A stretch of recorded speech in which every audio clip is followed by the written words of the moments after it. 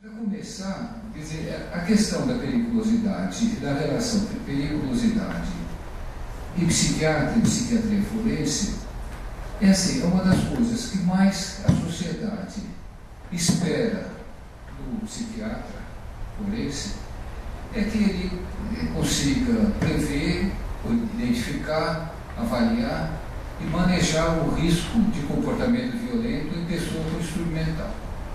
Não é? Essa é a avaliação. Não é? Quer dizer, isso é uma das principais coisas que se espera do psiquiatra. Não é? Que ele diga se uma pessoa é ou não violenta, que tipo de violência ela atende e como lidar com essa violência. Existe, sem dúvida, eu acho que isso é uma constatação comum, né, constante, né, um temor assim, da sociedade, um temor público, né, que os psiquiatras, mas é uma opinião pessoal minha, isso é uma coisa que estão todos os artigos, né, todos os trabalhos, né, de que esse temor é um temor exagerado com relação à associação entre perturbação mental e periculosidade. Se acha que o fato da pessoa ter um distúrbio mental, ela é por si violenta. Isso não é um fato. Isso é, vamos dizer assim, é um receio da população, mas que não existe comprovação, constatação por aqueles que lidam com esse tipo de problema. E, portanto, um dos deveres do psiquiatra e do psiquiatra forense é se contrapor a esse tipo de ideia preconcebida com relação àquilo ao que vincula a patologia mental com a periculosidade. Ele tem que apresentar um quadro equilibrado, né, em que o perigo relacionado com a patologia mental seja colocado na sua justa medida. Tanto a periculosidade quanto a criminalidade, na justa medida com relação ao distúrbio mental. Se formos assim pegar da parte simplesmente estatística, né, os dados que se percebem num certo levantamento da literatura especializada, é que só 3% da violência criminal na sociedade pode ser atribuída a pessoas com distúrbio mental, não relacionado a alguma substância. Quer dizer, não é aquela pessoa que tem um distúrbio mental e também faz uso abusivo de álcool ou drogas. Se nós pensar exclusivamente na patologia mental, essa associação com criminalidade, com violência criminal, é restrita a 3%.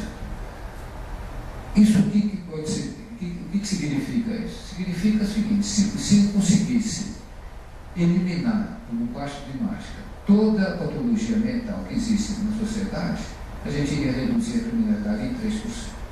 É isso que se investisse maciçamente no tratamento do distúrbio mental, se iria reduzir a criminalidade em míseros 3%.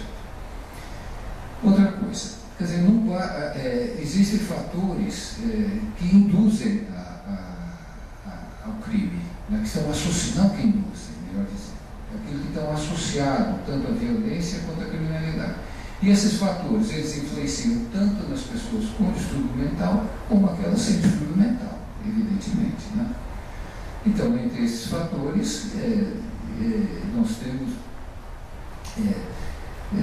o antecedente de violência, o abuso de substância, né? E outra coisa, você sabe que a grande maioria das pessoas da população carcerária no Brasil é associada a esses 3 fatores, quer dizer, homem, gênero masculino, jovem, né? E de baixo nível socioeconômico. Quer dizer, esses fatores associados à criminalidade às pessoas sem patologia mental também estão associados ao indivíduo perturbado mentalmente.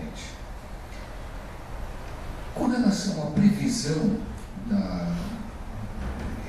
dessa periculosidade envolvendo o distúrbio mental, Até tempo atrás, isso, não sei se vocês têm esse tipo de informação, mas sim, até algum tempo atrás, eles acreditavam que o psiquiatra não previa o perigo da pessoa melhor que qualquer outro. As previsões do psiquiatra não eram diferentes da outra. Né? Eu tive a oportunidade de ler um artigo do professor Nelson Hungria, né, que fez o Código Penal, de 1954, em que ele fala, uma conferência dele sobre sensação de periculosidade, em que ele expressa um descrédito assim, marcante pela profissão do psiquiatra. Ele chega a dizer assim: vocês não acreditem nos psiquiatras. Mas eles falam muito, mas preveem muito mal. Né? Então, essa não era uma opinião isolada, né? Era a opinião de que as previsões dos psiquiatras não eram diferentes das demais pessoas. Atualmente, a gente pode dizer, pelo menos se acreditar na literatura médica, né, de que essa impressão ela vem aos poucos sendo modificada, e que acredita que hoje os psiquiatras são capazes de prever um pouco melhor do que o não psiquiatra. Isso através do desenvolvimento de instrumentos de avaliação, que inclusive o Dr. Quirino falou de eu vou falar também aqui, trazer um exemplo do que são esse tipo de instrumentos de avaliação, e também de uma melhor compreensão dos fatores clínicos relacionados ao distúrbio mental e uma compreensão clínica do distúrbio mental com relação à violência.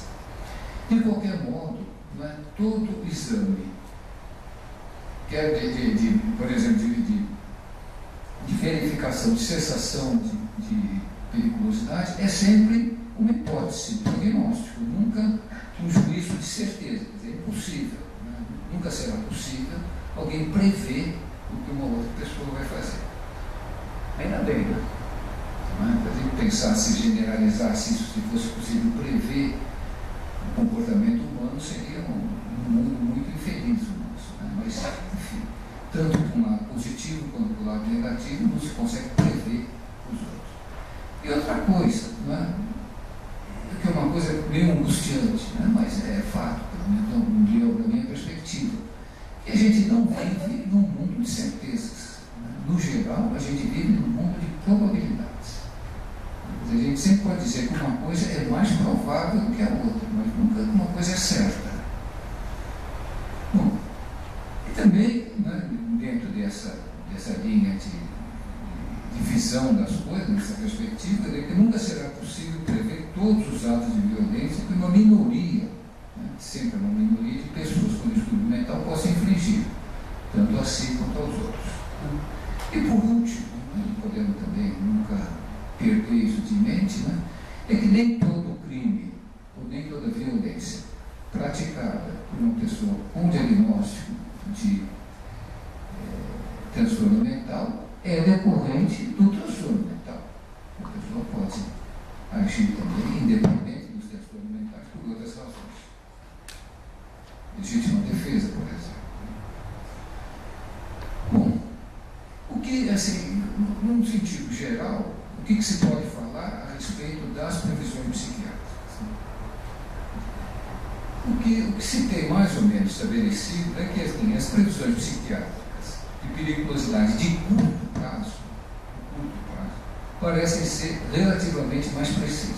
Quer dizer, se o sujeito é capaz de, em curto espaço de tempo, dentro de um intervalo de tempo limitado, qual é o nível de perigo dele. Segundo, que os psiquiatras são capazes de predizer a periculosidade mais de alguns pacientes do que de outros. Não existe uma uniformidade quanto a isso. Outra coisa, determinados padrões de sintomas na fase aguda da doença estão relacionados com atos de violência. Eu vou falar um pouco sobre isso posteriormente, quer dizer, alguns tipos de sintomas psiquiátricos, né, de transtorno mental estão mais associados à violência do que outros. Terceiro, a pessoa próxima e não estranha é a vítima mais provável de violência do paciente psiquiátrico descompensado. Né? Isso é uma situação que afeta também o psiquiatra. Né? Não sei se vocês sabem de casos de pacientes de psiquiatra que foram agredidos por pacientes, né? Pacientes comprometidos. Né? Então, acho que faz uns 8, 9 anos, né, passado, né, um psicanalista foi assassinado por um paciente dele, né, saiu no jornal. Bom, e em outros itens da prevenção da periculosidade, está sendo isso sempre, né, quer dizer, um histórico de violência, abuso de substância, interrupção de tratamento, né, e são, vamos dizer assim, variáveis, fatores que estão mais relacionados a um risco de violência. Outra coisa que eu acho que vale sempre a pena colocar é isso, né? Quer dizer, quando um sujeito, um homem, né, do gênero masculino, que foi abusado sexualmente na infância, isso aumenta a propensão para um comportamento violento e infrator na fase adulta. Né? Seria interessante ter assim, um esclarecimento, porque uma pessoa que é violentada na infância, quando se torna adulto, homem, né? Nas mulheres isso não acontece. Né? Por que eles, então, vamos dizer, descontam dos outros, né? Principalmente nas crianças? Né? Tem um livro muito interessante de um grupo de psicanalistas franceses que eles tratavam, né, em psicoterapia, uma população carcerária na França, né, mas assim, naquela população fizeram pessoas que cometeram o crime de arrepiar os cabelos. Né? Então eles iam lá e tratavam individualmente essas pessoas, não medicamento, com psicanálise, né? Com psicoterapia. Né? E uma das coisas que eles falam, quer dizer, você sabe também, que quando você vai ter um contato psicoterápico, você tem que ter uma certa a neutralidade da escuta, né? Quer dizer, escutar as coisas sem emitir juízo de valor. Né? Mas você simplesmente escutar aquilo que está sendo falado com uma certa neutralidade. Vocês imaginam como pode ser difícil ter essa escuta, né? Quando o sujeito passa a descrever os crimes feitos. Né? Bom, mas enfim, essa é uma exigência profissional. Né? Se você pretende ser psicanalizar uma pessoa, você tem que ter essa disponibilidade de escutar as coisas, como se diz assim, com a sua atenção flutuante, né? Você não se deter muito em nada. Muito bem, essas pessoas eles escreveram um livro que é A Violência e a expressão em francês, anabime, né? Violência anabime. Essa expressão violência anabime a expressão não a violência não, mas a expressão anabime em francês quer dizer sempre uma coisa dentro da outra. Então, por exemplo, num filme, é um filme dentro de um filme. Um romance é um relato dentro de um relato. Então, violência anabime é a violência na violência. Quer dizer, aquelas pessoas que cometem violência, elas também foram antes vítimas da violência. Muito bem. E agora, quais são os métodos básicos de se prever a violência? São basicamente dois tipos. Um é através do exame clínico. Quer dizer, é aquela pesquisa individual. É o médico que vai entrevista o paciente, né, quantas vezes for necessário, e tenta, através dessa entrevista, através das perguntas, através do contato, né? Então, através da avaliação da personalidade da pessoa, do histórico, das queixas, etc. Então, fazer essa avaliação do perigo que ele pode ter de cometer atos de violência, né? Do diagnóstico psiquiátrico, etc. Bom, outra coisa é a previsão atuarial. Né? Atuarial é mais ou menos aquilo que faz a companhia de seguro. Você quer fazer o seguro do seu carro, vem a pessoa te entrevista e fala, pergunta, o seu carro fica na rua, qual a idade que você tem? Se tiver entre 20 e 30 anos, é uma coisa. Quando as pessoas dirigem o carro, etc. Seu carro dorme na rua. Tá. E com essa entrevista, a companhia de seguro, estabelece qual a possibilidade que tem do seu carro ser roubado, batido, etc. Aí ele vai ver se aceita aquele risco embutido no cliente. A previsão atuarial em psiquiatria é mais ou menos a mesma coisa. Então ele vai entrevistar a pessoa e ver os fatores de risco que ela possa ter de cometer infrações. É mais ou menos a mesma coisa. Ela vai estudar, como o doutor Quirino mostrou, que vai ver como é que é o tipo de personalidade dele, se ele teve crime anterior, se ele bebe, como é que foi a infância dele, se ele abandonou a escola ou não,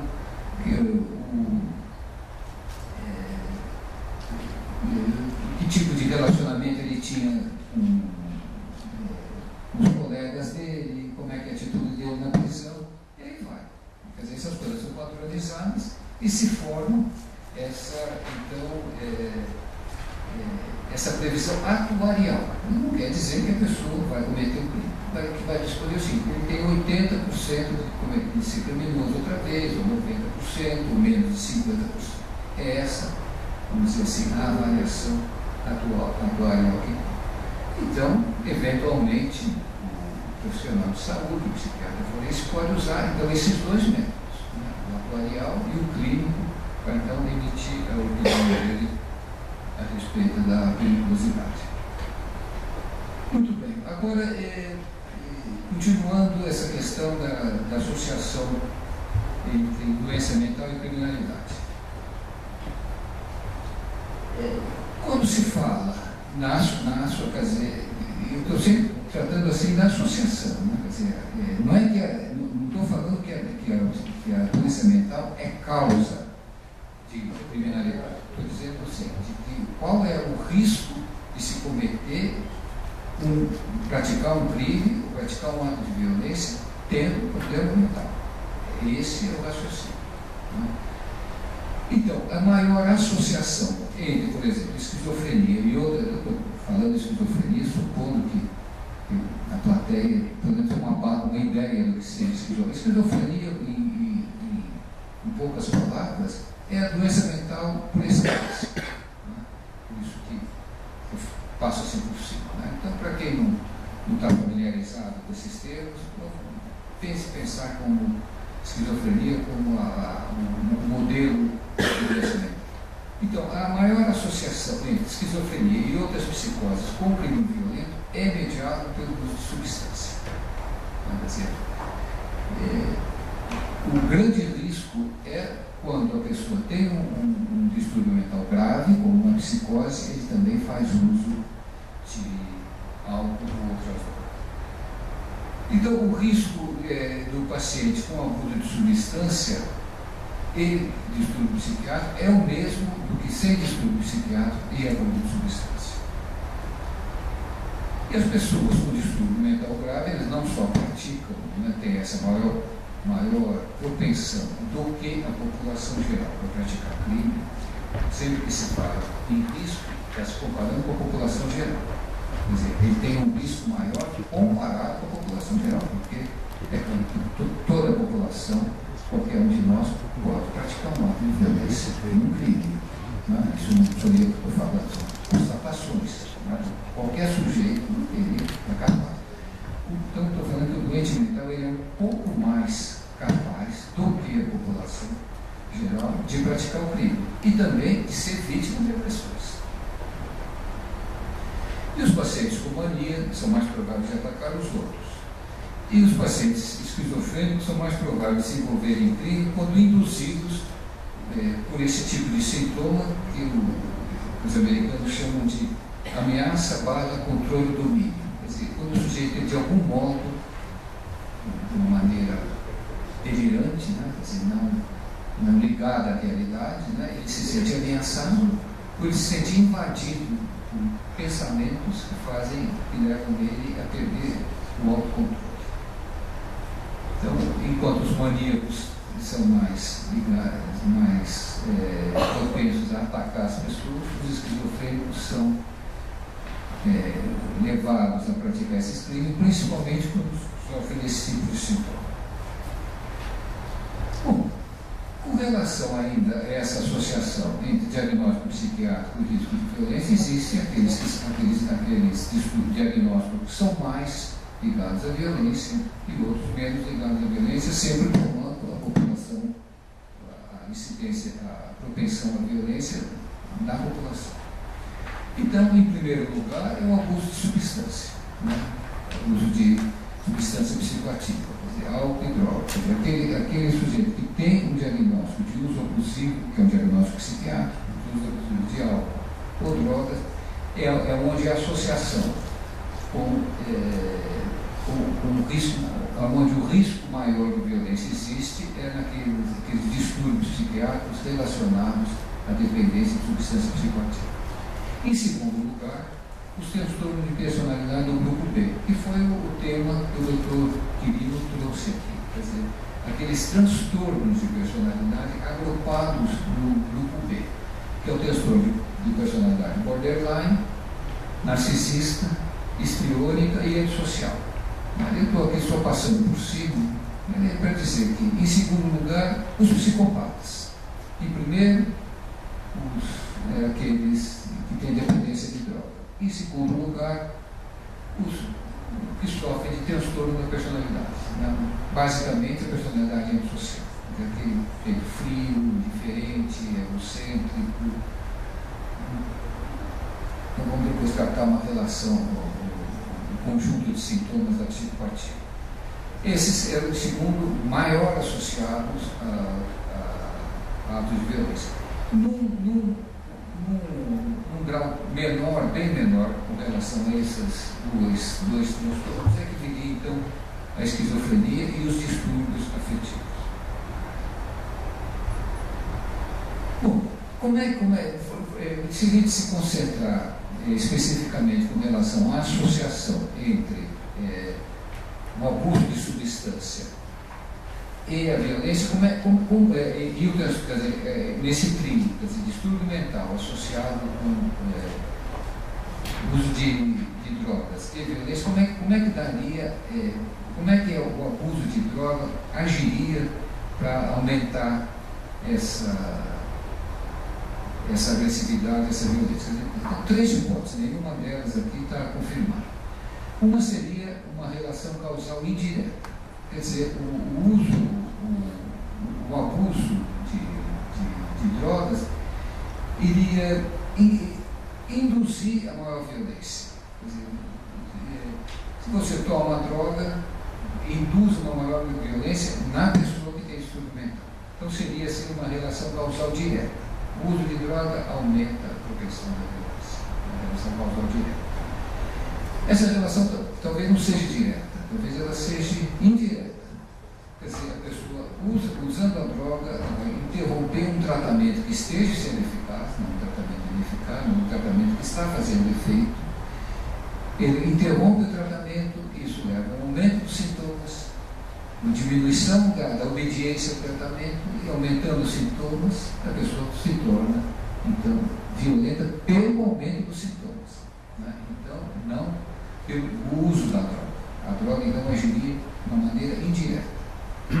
Ou então, uma relação não causal, baseada numa causa. Seria, então, mera coincidência. Quer dizer, o uso de droga e o aumento da violência no perturbado mental, quer dizer, essa associação seria uma associação causal. Ou então, tanto a tendência ao maior uso de drogas como a tendência à violência, eles teriam uma origem comum na personalidade da pessoa. Então, a associação com a patologia mental seria uma associação fortuita, ao acaso. Então, essas três questões que se levantam. Bom, ainda sobre essa questão da doença mental e do comportamento violento, se divide os agressores esquizofrênicos em três grupos, né? Pegando aqui na parte por último, né? Em três grupos. Né? Aqueles que se mostram, que se apresentam antes do desencadear a doença, antes do aparecimento da doença. Aquela pessoa que, vocês sabem que a esquizofrenia é um distúrbio que se apresenta cedo na vida, né? Até uma pessoa entre 20 e 30 anos é quando aparece começa a surgir a esquizofrenia. Então, há pessoas com transtornos esquizofrênicos que são em maior risco de violência, que já se apresentam violentas antes do surgimento da doença, e depois mantém aquele padrão de violência durante toda a vida. Esse é um tipo de pessoas. Os outros são aqueles que se tornam violentos com o surgimento da doença. Eles não tinham comportamento de violência, mas com o aparecimento da doença eles se tornam o maior risco de doença e repetem, né? Aquilo é mais ou menos repetido durante a vida dele, aquele tipo de violência. E outros, né, esse segundo é o mais comum. Um outro que é raro é a pessoa que fica doente, né, tem um curso crônico da doença e durante 10, 20 anos nunca tem nenhum ato de agressão, de violência ou de crime. E de repente, de uma maneira inesperada, pratica o ato de doença. Então, vamos dizer assim, essa associação entre psicose e criminalidade e periculosidade tem essa, vamos dizer, essa subdivisão. Eles que são perigosos ou agressivos antes do surgimento, durante e depois de muito tempo. Essas coisas têm implicações para o tratamento, para o manejo da violência. Uma outra coisa que eu queria passar aqui rapidamente, mas é mais para situar a questão, né? Como eu falei, né? A grande maioria das pessoas com transtorno mental não são violentas, né? Quer dizer, é uma minoria entre aqueles mesmo, entre os psicóticos, né? Que chegam a fazer, praticar a violência e assim representar um certo perigo às pessoas que estão próximas. A diferença seria por uma questão de personalidade. Quer dizer, não é pelo fato da pessoa estar doente que ela não tem uma personalidade, é claro, né? Cada um adoece da sua forma, né? Então, determinados tipos de personalidade, né, teriam, quando sofrem de patologia mental, elas sim teriam mais propensão à violência. Bom, e dimensões da personalidade que estariam ligadas à violência, o doutor Quirino falou isso, né, aqui antes de mim, a questão do controle dos impulsos, a regulação deficiente dos afetos, as pessoas muito narcísicas que tem um transtorno de personalidade narcísica, quando sente aquele narcisismo ameaçado, e o estilo de personalidade paranoide cognitivo. Estou passando rapidamente.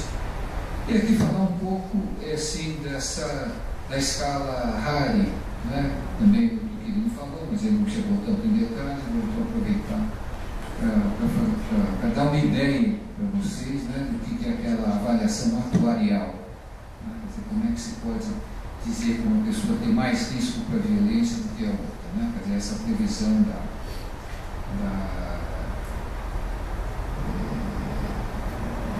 vamos dizer,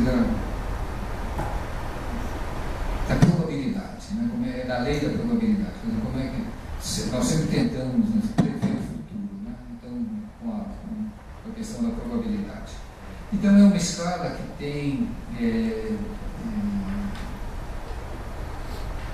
18 itens, né? 18 itens. Cada item ele é pontuado de 0, 1 ou 2. Cada item é pontuado de 0, 1 ou 2. Então, quando se somam mais de 30, se diz que é um psicopata típico, e então o risco de cometer violência ou uma infração criminal é muito alto. Então, como é que são feitos isso?